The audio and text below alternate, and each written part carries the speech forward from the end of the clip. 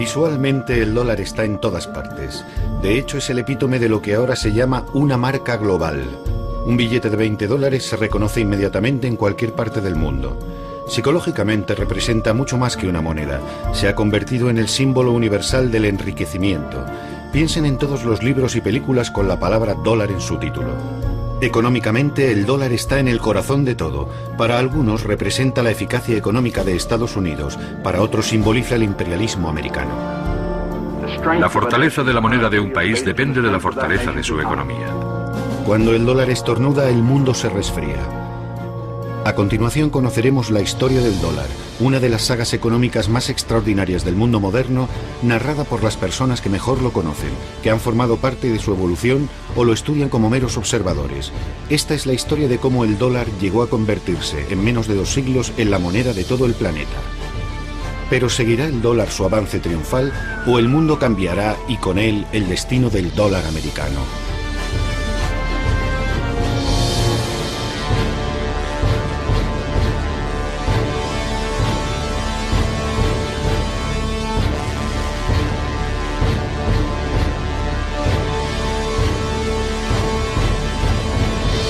Los grandes símbolos del poder económico de Estados Unidos son Microsoft, General Electric, la Universidad de Harvard y el dólar.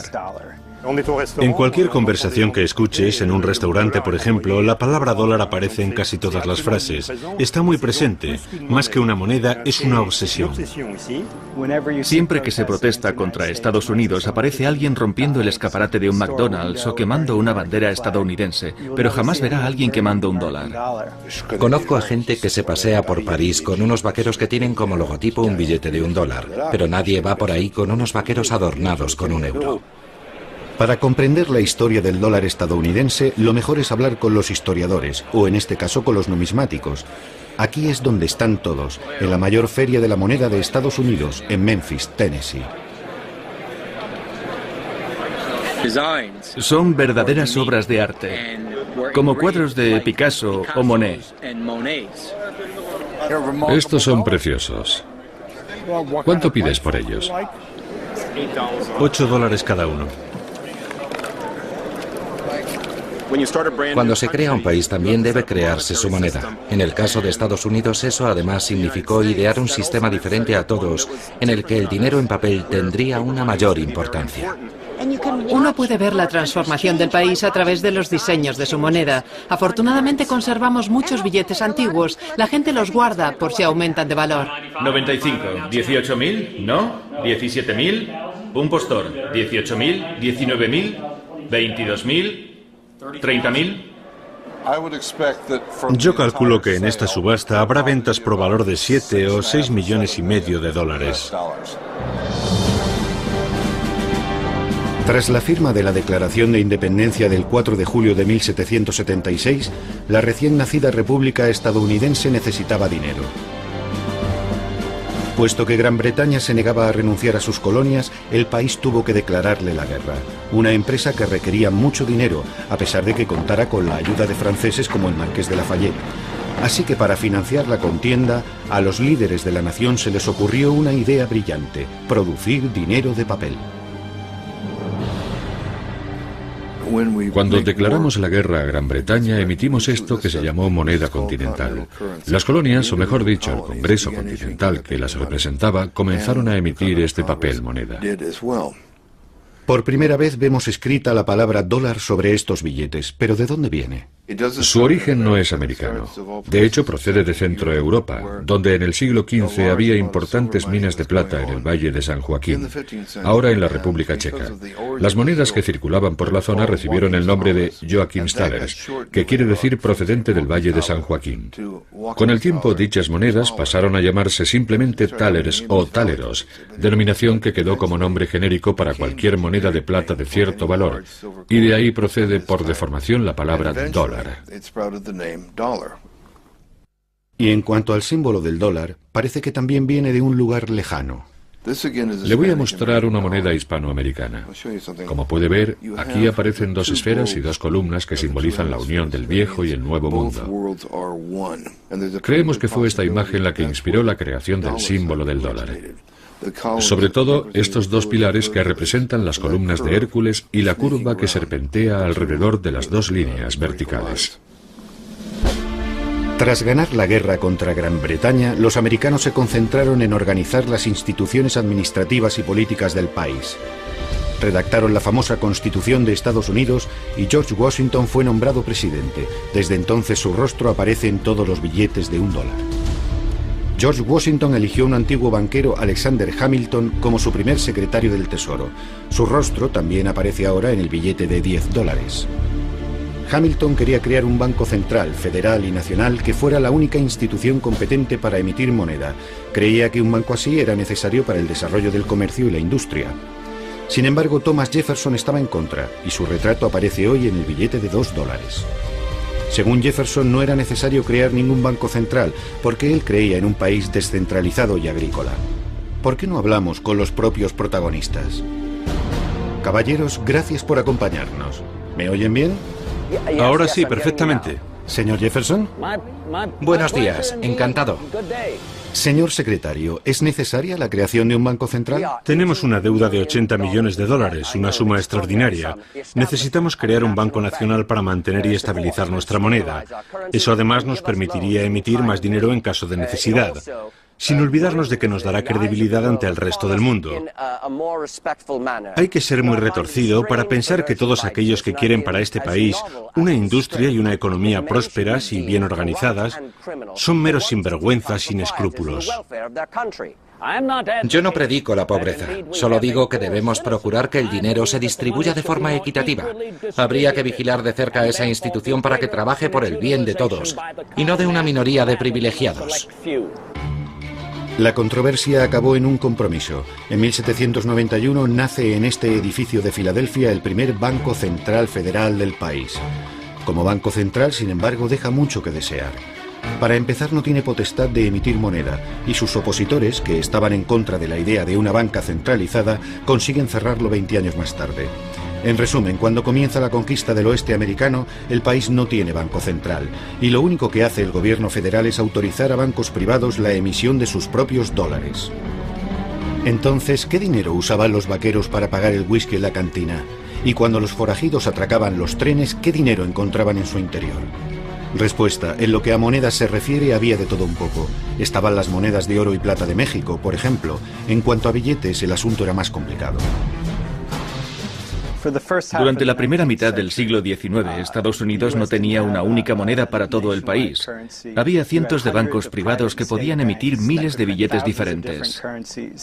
El panorama era el siguiente. Había 8.000 bancos que emitían cada uno 8 billetes diferentes. Así que teníamos cientos de miles de billetes distintos. Si a eso le añadimos una población que jamás veía un documento impreso, aparte de la Biblia, ¿cómo podían saber qué dinero era bueno? En 1860 había unos 10.000 tipos de dólares distintos en circulación.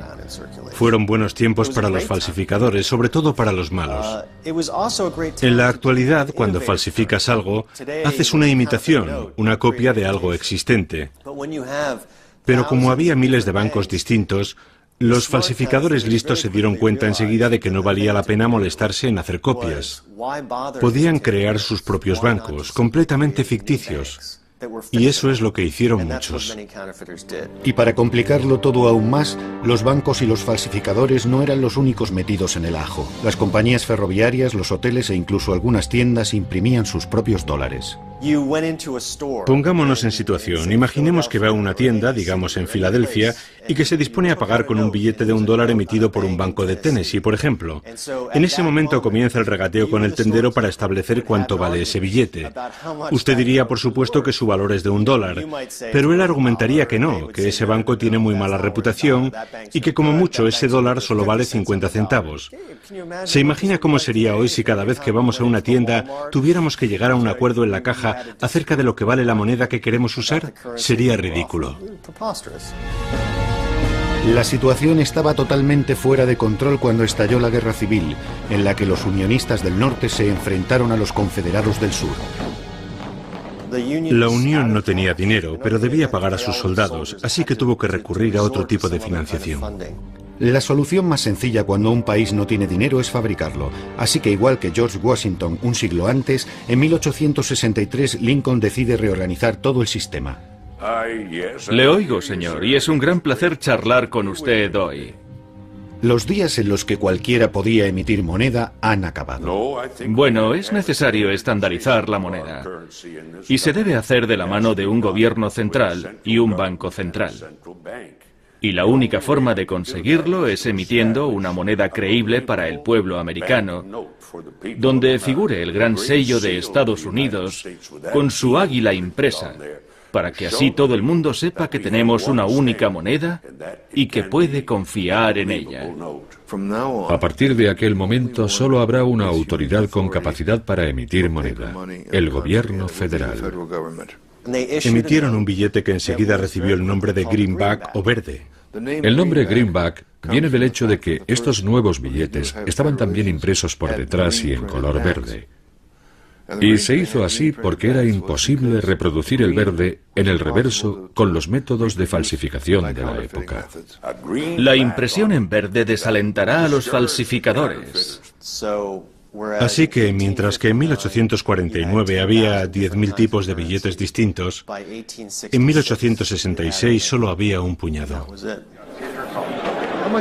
Abraham Lincoln se convierte así en el padre del dólar tal y como lo conocemos hoy en día.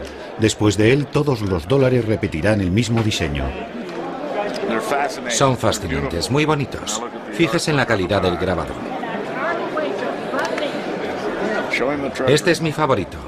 No, este es el segundo. Este otro es mi favorito. Si se observa con detenimiento estos dólares del siglo XIX, vemos que en todos ellos siempre hay una referencia al oro. Es lo que se llamaba el patrón oro, y significa que el Banco Central cambiará cualquier billete de dólar por su valor en oro. En otras palabras, el valor total de todos los billetes en circulación jamás deberá exceder el valor de las reservas de oro del banco. Así, al menos en teoría, se evitaría que el gobierno sucumbiese a la tentación de no parar jamás la máquina de hacer dinero. A finales de siglo, Estados Unidos se había convertido en la mayor economía del mundo, superando a China y a todos los países europeos. Sin embargo, el dólar apenas se veía fuera de sus fronteras. La industria crece, la bolsa sube y la gente cada vez pide más dinero prestado para comprar más acciones. El gobierno sigue emitiendo dólares sin tener en cuenta si hay suficientes reservas de oro que respalden esas cantidades. Comienza a formarse lo que hoy en día se llama una burbuja especulativa. Los americanos no se preocupaban por lo que ocurría fuera de sus fronteras, y su política monetaria, que se centraba únicamente en la situación interna, alteraba cada vez más la circulación de capital, lo que a su vez afectaba negativamente a la libra esterlina, y al final todo esto desembocó en la Gran Depresión. La burbuja especulativa explota el miércoles 24 de octubre de 1929. La bolsa se desploma. La gente corre a los bancos para cambiar sus dólares por oro. Después de todo, están en su derecho, lo pone en los billetes. Naturalmente, los bancos no pueden pagar a todo el mundo y tienen que cerrar. En solo unas semanas el país se sume en el caos económico. Ha comenzado la Gran Depresión. Millones de ciudadanos perderán su trabajo. Si se deja a los inversores y financieros solos, si se deja que hagan lo que quieran, siempre se van a los extremos. Y en la década de 1930 el sistema financiero se viene abajo por completo. La gente ha sabido adaptarse a la actual situación de crisis con estos dólares de fabricación casera. Están diseñados para resistir la inflación, con la garantía de que durarán mucho tiempo. Por extraño que parezca, este dólar es aceptado en los comercios del barrio. En Nueva York, el sistema de trueque experimenta un nuevo auge. En 1933 la situación parece mejorar un poco cuando el demócrata Franklin Roosevelt resulta elegido presidente de Estados Unidos. La máquina económica comienza a funcionar de nuevo. Ese mismo año, sin embargo, otro líder también fue elegido por su pueblo, Adolf Hitler, en Alemania. Cuando la guerra termina, los vencedores deben reconstruir el mundo. En 1945 crean las Naciones Unidas y para ocuparse de los asuntos económicos se reúnen en Bretton Woods. En 1944, un limitado número de personas se reunió en una pequeña ciudad de la costa este de Estados Unidos con la idea de que las prácticas económicas, las guerras de las monedas, contribuyeron en gran medida al estallido de la Segunda Guerra Mundial. Así que para evitar que algo así se repitiera, se estableció una especie de Naciones Unidas financieras. Se decidió, como una de las consecuencias de la guerra, que a partir de ese momento, la moneda de referencia en el sistema financiero global sería el dólar. Las monedas más potentes habían desaparecido debido a la guerra y todo el mundo debía dinero a Estados Unidos porque era el país que estaba financiando la reconstrucción de Europa. La libra esterlina estaba muerta, o casi. El franco francés igual. 44 países firmaron aquel acuerdo, prácticamente todos los países de más peso en el mundo libre. La Unión Soviética participó como invitado, pero al final decidió no firmar. Aquello fue un hecho sin precedentes. Bretton Woods establece lo que se denomina un sistema de cambios fijos. El valor del dólar se fija en $35 por onza de oro. El gobierno de Estados Unidos se compromete a cambiar una onza de oro a cualquier banco central que le presente $35. El cambio de otras monedas también se fija de forma más o menos permanente con relación al dólar. Al convertirse en moneda de cambio internacional, el dólar adquiere el estatus de moneda de monedas. Y ser el país que emite la moneda que usan otros países es un gran privilegio, porque permite a Estados Unidos tener un gran déficit en su balanza de pagos. ¿Cómo financia ese déficit? Como todos los países, con su propia moneda. Pero cuando ese dinero se acaba, los demás países tienen que financiarlo con dólares, con oro, con lo que tengan. Y cuando eso también se acaba, entonces se ven forzados a poner límites a ese déficit. Todos los países cuentan con esta especie de mecanismo que limita el déficit cuando ya no pueden responder de él, excepto Estados Unidos, porque financia todo su déficit con su propio dinero. Se podría decir, utilizando una imagen quizá engañosa, que ya que Estados Unidos maneja la máquina del dinero, para ellos es fácil financiar su propio déficit. En los años 50, Estados Unidos inunda el mundo con sus dólares. Al principio como parte de su programa para la reconstrucción de Europa, el famoso Plan Marshall. Los países de Europa Occidental por fin estamparon sus firmas en un importante documento. El Plan Marshall ya tiene luz verde. El Acuerdo de París establece que Estados Unidos volverá a enviar americanos al extranjero, pero esta vez serán suministros para la paz en forma de comida, maquinaria, personal y dólares. Se ha hablado de cifras que rondan los 17 millones de dólares. Después, en la década de los 60, Estados Unidos comienza a comprar el mundo. Hacen grandes inversiones en el extranjero mientras al mismo tiempo financian la guerra de Vietnam. Todo se paga en dólares, por supuesto. Invertíamos en el extranjero más de lo que el resto del mundo invertía en Estados Unidos, así que en el cómputo general teníamos un déficit de varios miles de millones de dólares. Una cantidad minúscula comparada con el déficit actual. Aquello puso nerviosas a muchas personas. El presidente francés de Gaulle fue uno de los primeros en criticar este hecho. Como dijo en los años 60, que Estados Unidos emitiera la principal moneda era un privilegio excesivo. Eso lleva a los americanos a endeudarse y a hacerlo gratuitamente con respecto al extranjero. Porque aquellos que les deben dinero les pagan en dólares y no con oro, de tal que sí tiene un valor real. El oro se puede transferir a otros sin riesgos y sin sacrificios. En el invierno de 1964, Francia optó por un enfoque más agresivo que prolongó hasta después de 1965 y que se tradujo en un intento de cambiar sus dólares por oro.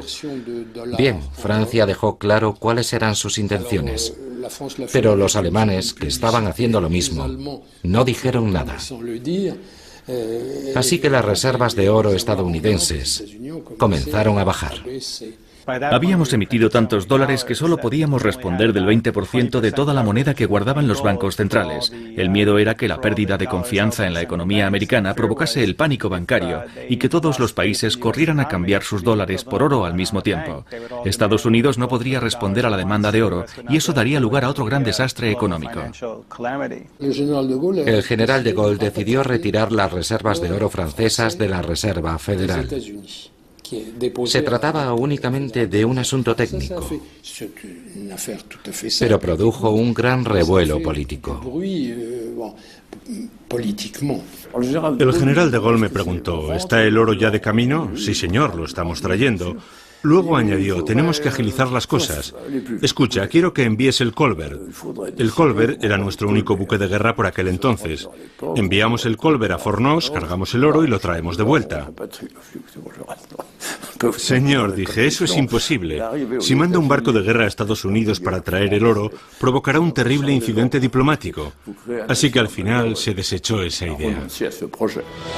Los americanos no se lo habrían tomado muy bien porque pensaban que estaban proporcionando un servicio necesario al resto del mundo. Nosotros los americanos somos los que proporcionamos liquidez al sistema. Somos intermediarios financieros.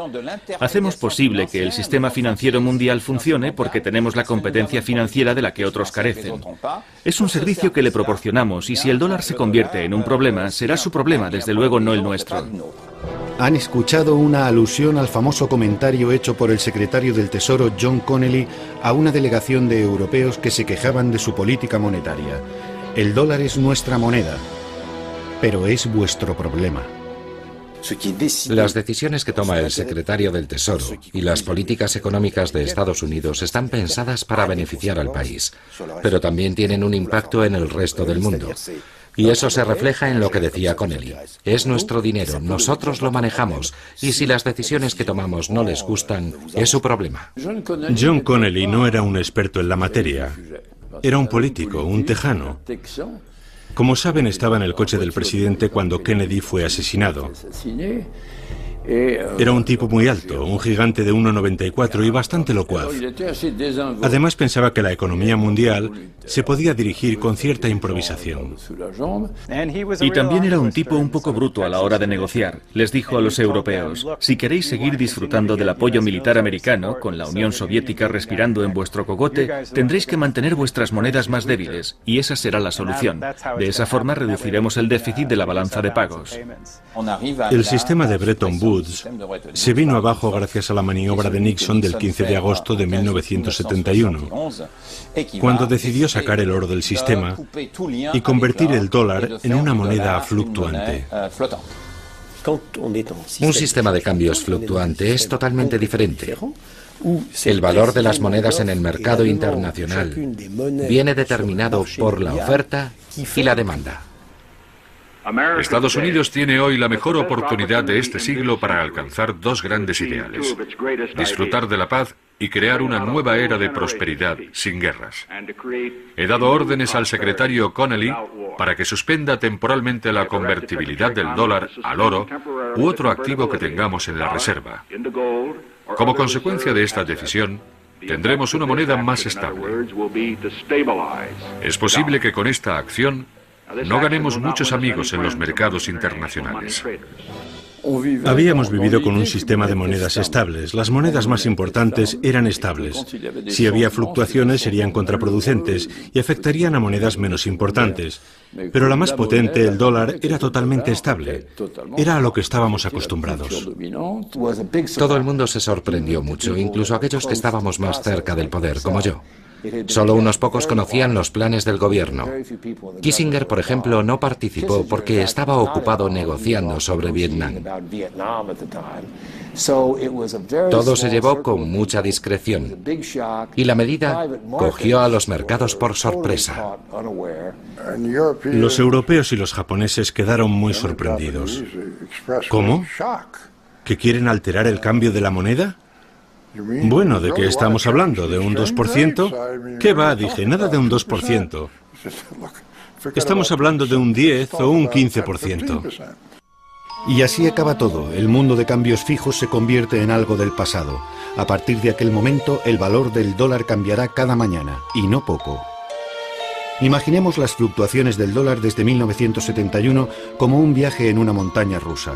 Las cimas y los valles de nuestra montaña rusa virtual reproducen las subidas y bajadas en la cotización del dólar. Abróchense los cinturones, agárrense fuerte porque va a ser un viaje movidito. Comienza bien, sin mucho desnivel. Es la época de los cambios fijos. El valor del dólar es estable. Llegamos a principios de los 70 y allá vamos. La primera devaluación del 12%.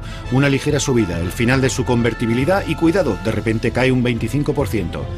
El presidente Carter nombra a Paul Volcker como presidente de la Reserva Federal. Sube el tipo de interés a más del 20%. El valor del dólar comienza a aumentar un 25, un 50, un 100, un 150, un 200%. Es demasiado caro para todos. Hay que devaluar la moneda. Ese es el objetivo del Acuerdo del Plaza de 1985. Durante 2 años el dólar sigue cayendo, pero está demasiado bajo. Hay que revertir esa tendencia. En 1987 las mayores potencias firman los acuerdos del Louvre en París con el objetivo de estabilizar de nuevo el dólar, y funciona bastante bien durante los siguientes 10 años. Después llega la administración Clinton, que vuelve a subir su cotización hasta el 11 de septiembre de 2001, cuando la guerra de Irak y los bajos tipos de interés hacen que disminuya su valor. Intentemos explicar cómo se produjo uno de estos picos, por ejemplo el más alto. Corre el año 1979. La economía estadounidense no está muy boyante. El dólar se encuentra en su cotización más baja y la inflación bate récords con un aumento de los precios del 15%. El presidente Carter llama a este hombre, Paul Volcker, para que se ocupe de la Reserva Federal. Su misión, frenar la inflación. Paul Volcker llegó en una época horrible, a principios de los años 80, un periodo en el que muchos bancos centrales no conseguían acabar con la inflación. Subían los tipos de interés hasta llegar a un punto determinado y conseguían que la inflación bajara algo, pero luego volvía a subir. Era como cuando un médico te receta antibióticos, bajara algo, pero luego volvía a subir.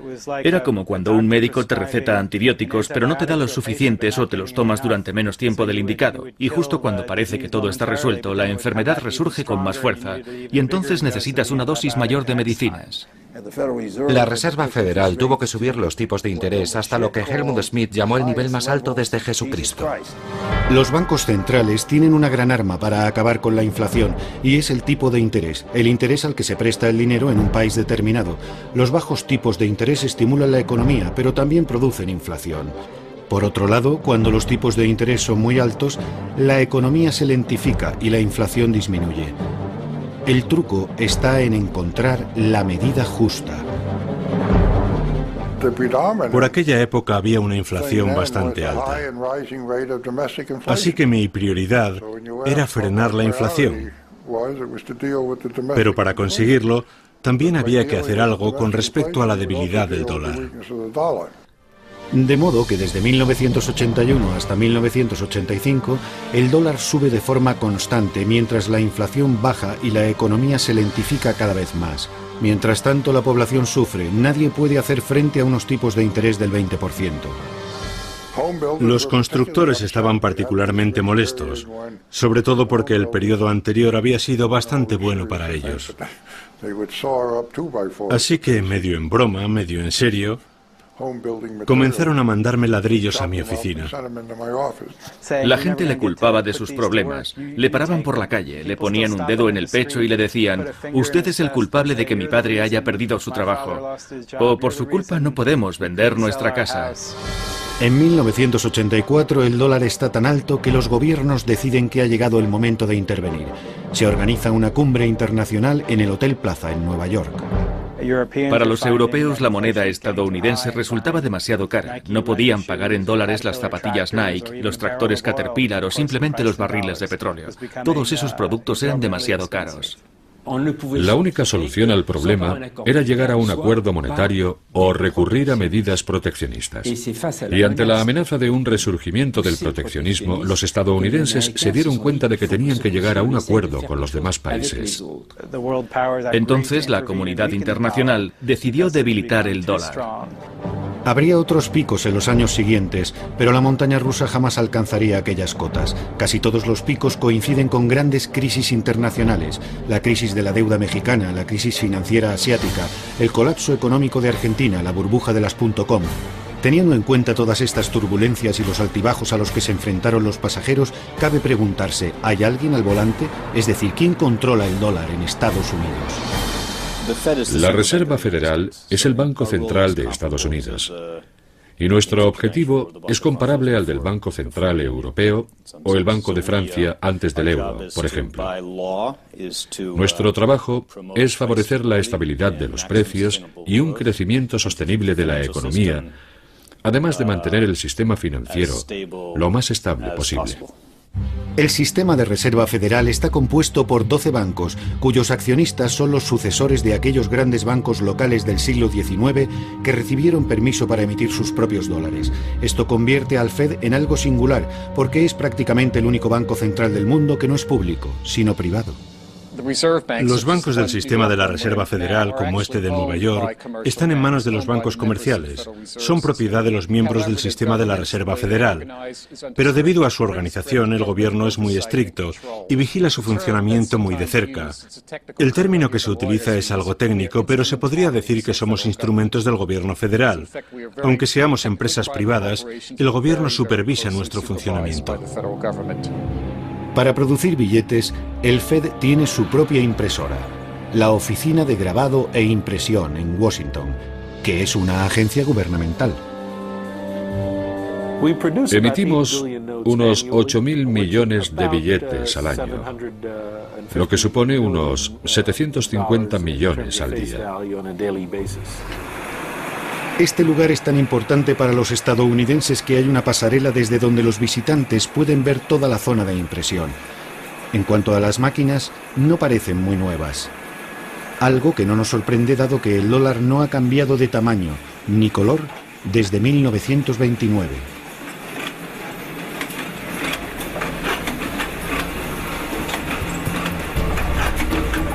La oficina de grabado e impresión produce 22 toneladas de billetes nuevos y crujientes todos los días que se distribuyen por todo el país.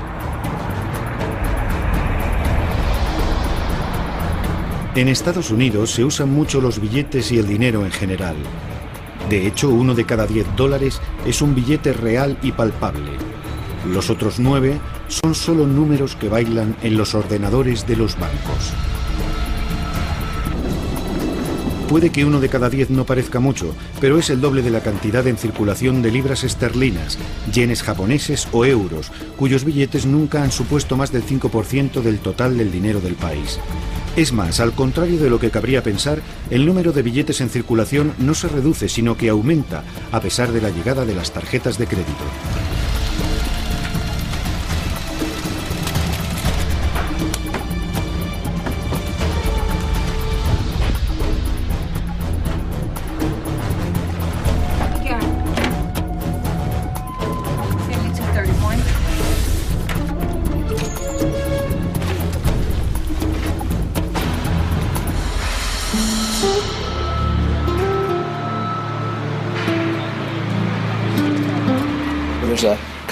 El ciclo de transporte y procesamiento es constante. En un mes, decenas de miles de millones de dólares fluyen por el sistema. Hay dos razones que explican este uso particularmente intenso que los estadounidenses hacen de su papel moneda. La primera es exclusivamente interna. Aproximadamente el 15% de las familias americanas no tienen ninguna cuenta bancaria. Así que para muchas de esas personas, los billetes son la única forma de pago. Por eso, entre otras razones, el papel moneda es todavía muy importante, un bien que todo el mundo necesita. La segunda razón para la enorme cantidad de papel moneda en circulación se deriva del estatus del dólar como moneda internacional. Hay más de 777.000 millones de billetes en circulación, de los que más de 512.000 millones se mueven fuera de nuestras fronteras. La gran mayoría de los billetes que circula fuera del país se suele utilizar principalmente como moneda de ahorro por aquellas personas que quieren tener un fondo en caso de emergencia. Razón por la cual hay que ser muy precavido y no hacer ninguna alteración de forma precipitada. El diseño de un billete es un proceso muy complicado. Nuestra primera preocupación es la seguridad. Queremos dificultar su falsificación y para ello superponemos el mayor número posible de parámetros de seguridad. Luego pedimos a los grafistas que creen dibujos o motivos que integren todos los elementos de seguridad. Suele ser un proceso muy largo. Acabamos de rediseñar un nuevo billete de $5 y todo el proceso nos ha llevado más de un año, lo que en realidad es poco tiempo. Atención, agárrense porque ahora el greenback, el billete verde, ya no es totalmente verde. Se ha añadido un poco de color. Estamos en la ceremonia de presentación del nuevo billete de $5.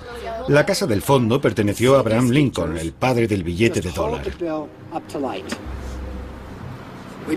Introdujimos la nueva serie de billetes de color en el año 2003. El nuevo billete de $5 combina nuevos parámetros de seguridad. Como saben todos, no es necesario cambiar los billetes antiguos de 5 por los nuevos, porque la Reserva Federal no ha anulado los viejos billetes y no piensa hacerlo. En solo unos minutos, será un honor para mí gastar mi primer billete de $5 para ponerlo oficialmente en circulación. Veamos, ¿qué puedo comprar aquí? Bueno, aquí tenemos un libro sobre grandes discursos. Estupendo. Creo que tengo un billete de 5 nuevecito por aquí. ¿Ah, sí? Sí, aquí está. Con nuevos parámetros de seguridad. No seamos duros con ellos. Solo son funcionarios del gobierno, no actores profesionales. El hombre en primer plano es un representante de la Reserva Federal. El que está justo detrás de él es del Servicio Secreto, un cuerpo de policía altamente especializado que tiene dos misiones principales: proteger al presidente de Estados Unidos y al dólar. En otras palabras, su función es defenderlo de los falsificadores. La mujer de la izquierda trabaja para el Departamento del Tesoro. Es la cajera de Estados Unidos y su firma es la que figura en los billetes de $5. Y a continuación, para los niños y sobre todo para los que nos ven desde casa, les ofrecemos una rápida lección sobre detección de falsificaciones. ¿Quién conforma la primera línea de defensa contra los falsificadores? Tú. No, vosotros. ¿Qué es lo primero que hay que hacer para saber si un billete es falso? Mirarlo a contraluz. Mirarlo a contraluz. En el billete nuevo hay dos filigranas. Un gran 5 y una columna de 5 pequeñitos. Eso es lo que tenéis que buscar. Las falsificaciones introducidas con éxito en el sistema ascienden a unos $61 millones. Y aunque parece mucho, en realidad solo es el 1% de todo el dinero en circulación. ¿De qué clase están hechos? Esa es una gran pregunta. Usamos una fórmula secreta, pero se podría decir que más que papel es un tejido, y aún así su duración es limitada. La vida media de un billete está entre 2 y 5 años. Como todas las grandes estrellas internacionales, el dólar tiene su único y distintivo estilo, un estilo propio. Pero ¿por qué resulta tan llamativo, tan efectivo visualmente? ¿Cuál es su secreto?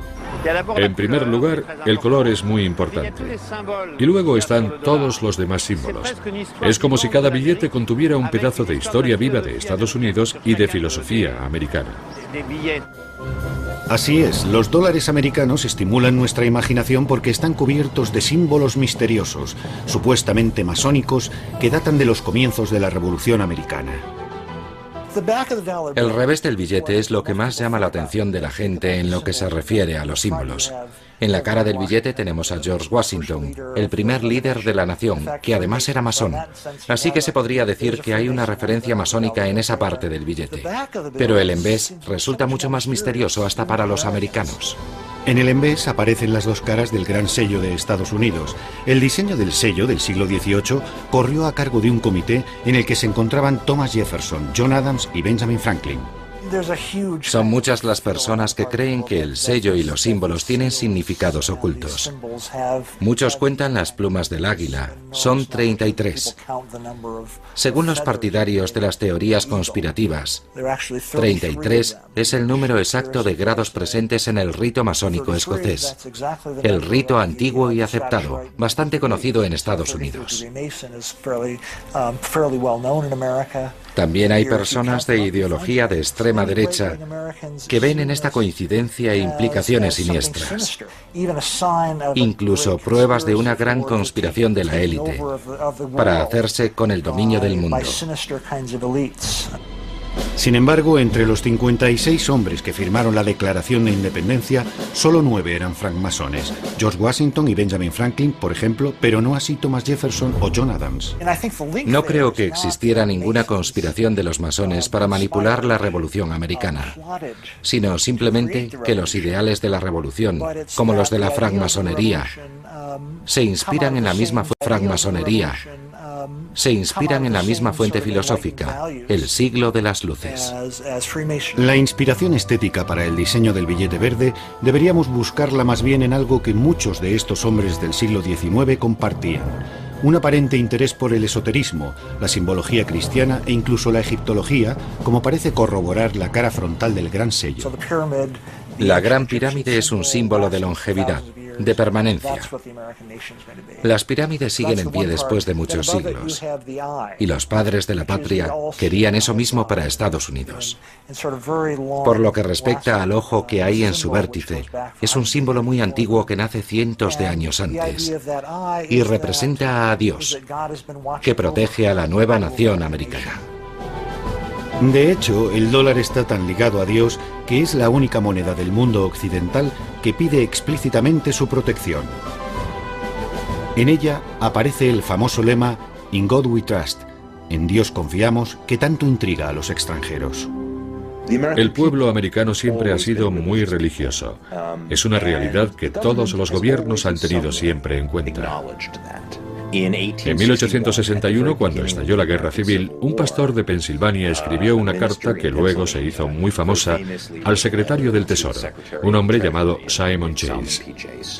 En ella decía más o menos: oiga, el país está enzarzado en una terrible guerra fratricida. Es evidente que necesitamos ayuda de la divina providencia. Necesitamos la ayuda de Dios, de modo que le pidió que apareciera el nombre de Dios en alguna parte. El secretario del Tesoro encargó a un funcionario que escribiera varios lemas, aunque ninguno de ellos era el actual. Se los mandó a Chase y este, después de estudiarlos, propuso el que acabaría inscribiéndose en los billetes: "En Dios confiamos". A finales de la década de 1930 comenzó a aparecer en todas las monedas estadounidenses, y en 1957 también estaba en el papel moneda. Primero en el billete de $5 y más tarde en todos. Así que ahora, algo más de 50 años desde que apareciera por primera vez en los billetes, no solo está en todas las monedas y en todo el papel moneda, sino que además es el lema de la nación. Como nosotros solemos decir, solo nos fiamos de Dios. Los demás deben pagar en efectivo. El verdadero dólar, sin embargo, el que tiene mayor influencia, no es el billete verde. El verdadero dólar es el electrónico, el que solo existe virtualmente en los ordenadores de los bancos y se puede transferir de forma instantánea a cualquier lugar del planeta desde salas como esta. Estos ordenadores se usan solo para comprar y vender dólares las 24 horas del día, los 7 días de la semana, en nombre de grandes empresas, instituciones financieras, inversores o meros especuladores. Ahora están a 45. Entonces, ¿doy la orden? Tengo 2 peticiones de venta a 50. Sí, el petróleo ha alcanzado su límite. Es increíble cómo la gente está a la caza del euro. ¿Quiere recoger beneficios? Está bien, entonces intervendré si la cotización llega a 75. Lo retendré hasta las 3. Adiós. Esos botones con comprar y vender escritos encima son los que determinan el precio del dólar. El trabajo de un agente de bolsa es apretar o no uno de estos botones. Pero ¿cómo se toma esta decisión? Lo importante aquí son las diferencias de tipos de interés entre los países. Eso es lo que atrae al capital. Por eso el dinero sale o entra de los países. Así que lo que buscamos son indicaciones de que el tipo de interés va a cambiar. ¿Y cuál será la diferencia entre los tipos europeos y los americanos, por ejemplo? Ese es el principio básico. Hoy, sin embargo, el mercado de divisas ha crecido hasta alcanzar tales proporciones que todos los días se compran y se venden entre 2 y 3 billones de dólares en todo el planeta. Y para mantener el mercado ahí arriba, los agentes de bolsa hace tiempo que se pasaron al piloto automático. Se trata de un sistema automático que te permite hacer transacciones sin que nadie intervenga. Se llama sistema automático integral. Los ordenadores hablan entre ellos y compran y venden, y así se pueden transferir miles de millones de dólares. Es asombroso. Ahora ya sabe lo que hacemos todo el día, mirar estas pantallas. Y el hecho de que todo el mundo esté mirando las mismas pantallas al mismo tiempo resulta determinante para explicar el comportamiento del mercado. Antes ocurría que no todo el mundo tenía acceso a la misma información al mismo tiempo. Ahora con Internet y con la rapidez del sistema, todo el mundo observa los mismos gráficos, todo el mundo conoce las últimas noticias, las declaraciones de los políticos y por eso, debido a que todos manejamos la misma información, reaccionamos de forma semejante y al mismo tiempo. Hay otro factor que quizá explique también la gran volatilidad del dólar en el mercado de divisas. La fluctuación de una moneda, al menos a corto plazo, viene casi enteramente dada por las sensaciones del mercado, si es expansivo o si tiene miedo. Es un reflejo de cómo se siente el mundo cuando se levanta por la mañana. Si está feliz, suele vender dólares. Si siente temor, suele comprarlos. Es algo totalmente irracional a corto plazo. Esa es una de las razones por las que resulta completamente incontrolable. Antes, el Fondo Monetario Internacional, el Banco Mundial y los bancos centrales eran los grandes protagonistas del mercado. Pero entonces el mercado creció y su influencia disminuyó. Así, si hace unos años el gobierno podía intervenir en los mercados de divisas, comprar o vender moneda y determinar así su valor, ahora con el crecimiento del mercado, eso ya no es posible. Y en la actualidad, el gobierno de Estados Unidos tiene todavía menos control sobre el valor de su moneda, puesto que solo 30 de cada 100 dólares están en manos de sus ciudadanos. Los otros 70 pertenecen a extranjeros, sobre todo a bancos centrales y a fondos de inversión. Los países con las mayores reservas de dólares son China, en primer lugar, seguida de las monarquías del Golfo Pérsico y de Japón. Europa va mucho más rezagada, junto con Rusia, la India, etc. Esto es Bahrein, un país situado en el Golfo Pérsico. Se calcula que en sus cámaras acorazadas los países petroleros de esta región guardan el 25% de todos los dólares del planeta. Hoy el jeque Mohammed Al-Khalifa inaugura un simposio sobre un tema muy especial, el dólar o el euro. ¿Cuál es la mejor elección para la zona? Los ponentes son representantes de importantes compañías financieras y de inversiones de Londres y Nueva York. Los oyentes, sus clientes potenciales, son miembros de gobiernos locales, jefes de empresa y varios individuos acaudalados. El dólar tiene mucha más presencia en esta parte del mundo que en ninguna otra, y es el resultado directo de la famosa reunión que tuvo lugar entre el rey Ibn Saud de Arabia Saudí y el presidente Franklin Roosevelt a bordo de un acorazado americano cerca del Canal de Suez en 1945. Ya fuera una negociación entre socios o puro imperialismo, el resultado fue un acuerdo según el cual Estados Unidos protegería la península arábiga a cambio de tener acceso al petróleo saudí. Desde entonces, el precio del petróleo se ha fijado en dólares y las monedas de los países del Golfo están ligadas al dólar con un cambio rigurosamente fijo. Así que no es de extrañar que, además de las ponencias, se vaya a celebrar una mesa redonda con economistas estadounidenses que han sido invitados a hablar sobre las fluctuaciones del dólar. Desde la Segunda Guerra Mundial, Estados Unidos es la mayor economía del mundo y su moneda la moneda del mundo.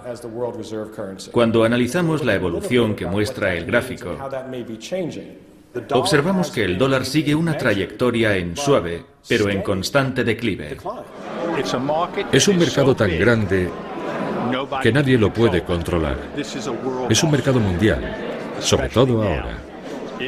No sabemos si Qatar, Bahrein, los Emiratos Árabes Unidos mantendrán sus monedas vinculadas al dólar o si buscarán otras divisas. Esa es la gran cuestión. Es muy difícil. Hemos perdido casi el 40% del valor de nuestra moneda. Muchas gracias. Gracias a usted. Son muchos los que ya se preocupan. ¿Qué le pasa al dólar? Los gobiernos de la región del Golfo van a tener que tomar muchas decisiones importantes en los meses que se avecinan. Kuwait, como ya hemos visto, ha desvinculado su moneda del dólar. Y es posible que los demás países sigan su ejemplo.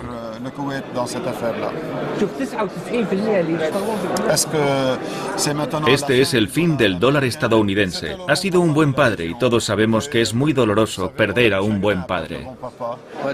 Pero eso no significa que vayamos a olvidarnos del dólar.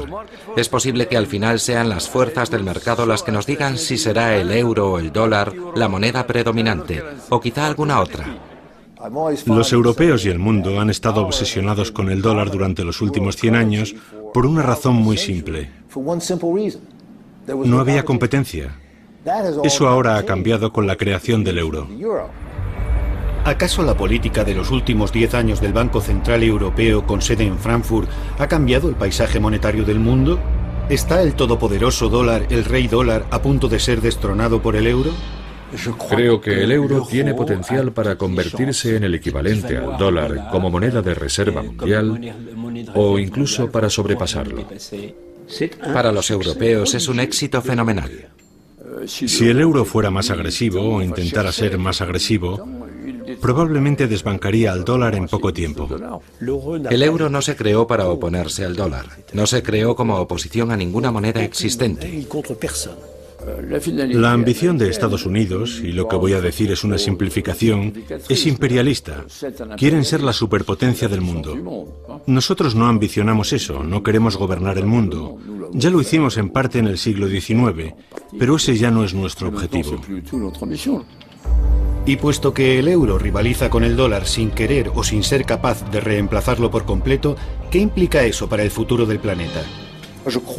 Creo que nos encaminamos a una situación en la que habrá un gran bloque norteamericano, un gran bloque chino, un gran bloque indio y quizá un gran bloque europeo.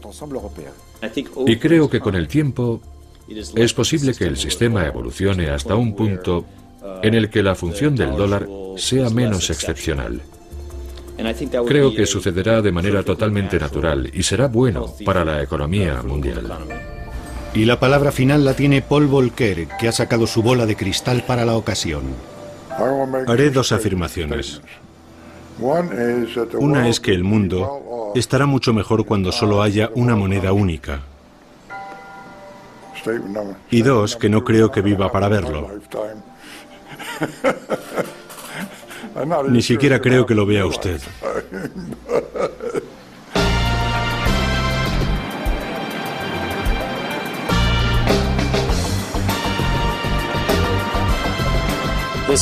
Este año tenemos una gorra con el símbolo del dólar, un clip con el símbolo del dólar, este pañuelo con estampado de dólares. En Estados Unidos estamos tan obsesionados con el dólar, estamos tan obsesionados con el dinero, que nos lo ponemos encima.